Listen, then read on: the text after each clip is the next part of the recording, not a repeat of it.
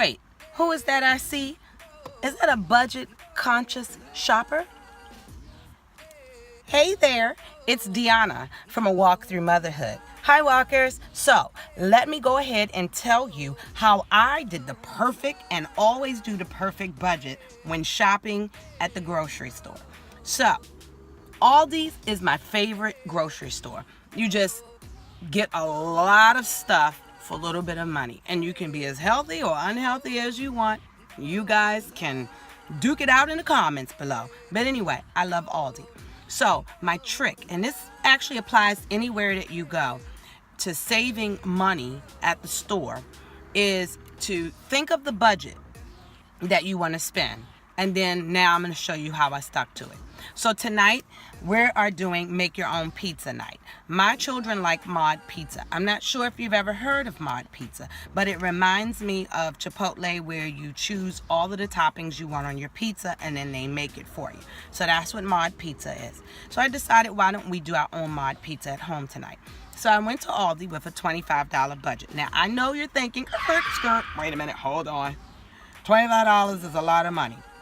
However, some of the things I purchased are dual purchase, and I always set a little bit of a higher budget than what I actually plan on spending.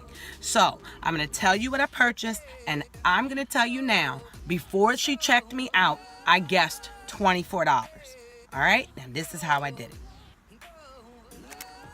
The trick to staying on budget in the store is to always round up to the next dollar.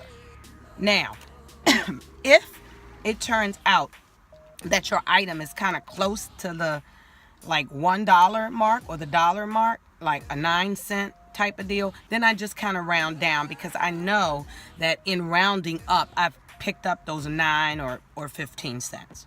All right, so I'm going to show you how I did it. Today I walked into Aldi. The only reason I set this budget is because I always find something that I was not on the list, or I remember something, or I see something and I'm like, let me just buy this. So I aimed a little high, so $25. Now what happened is I went in and I found these pizza fry pans. Aren't they cute? See them?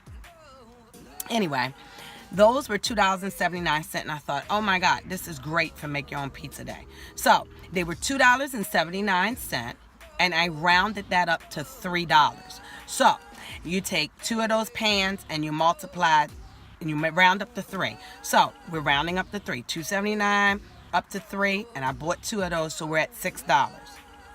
Then I purchased organic lemonade. Yummy, yummy, yummy. My husband likes that raspberry organic lemonade. So anyway, I said, oh, he'll like this. So that was $2.29, and I rounded that up to $3. So right now we're at $9. Then I purchased the sauce, and the sauce was 99 cents. So I rounded that up to $1. So we're at $10. Then I got these mini like bell peppers, and they happen to be organic. And yes, I'm growing them in my garden, but I'm not growing enough. So I went on and purchased those. Now that was $5. However, stop right here. We're at $15. Remember that. Pause. The reason why I purchased this is because this is going to last me like 4 different meals. What I do when I buy the peppers is I cut them up, and then I freeze them in sandwich bags, and then I make them in my spaghetti. So basically, when I make spaghetti, this is going to actually span 3 meals plus today's fourth meal, which is pizza. So we're at $15. And then I bought the sausage links. Now here's where it gets tricky. The sausage links were $1.09. The kids are going to cut up the sausage and put it on their pizza, but they are also going to use the other box and probably most of these 2 boxes for breakfast. So anyway, I rounded that down. So that was $1.09. So I rounded that down to $1.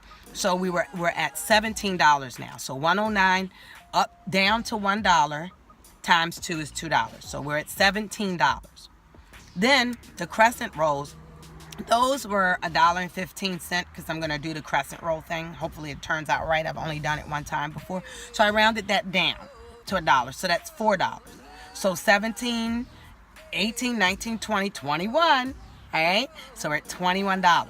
And then I wanted to get this pizza trio shred that they don't usually have, but they had it today. It was $2.69. I rounded that up to $3.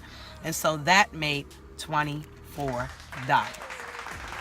I walked in and I thought I would spend $25, but I ended up spending $23.66.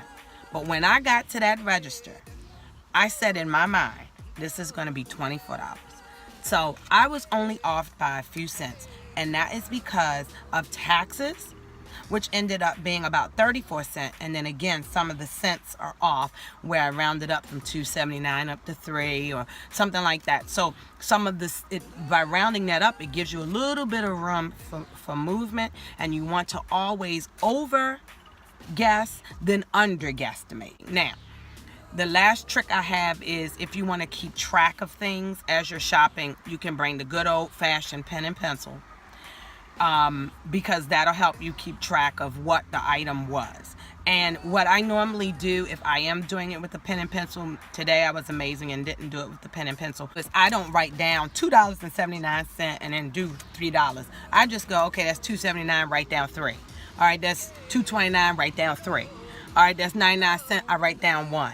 And then in the end, before I get to the register, I kind of do the math and total it up.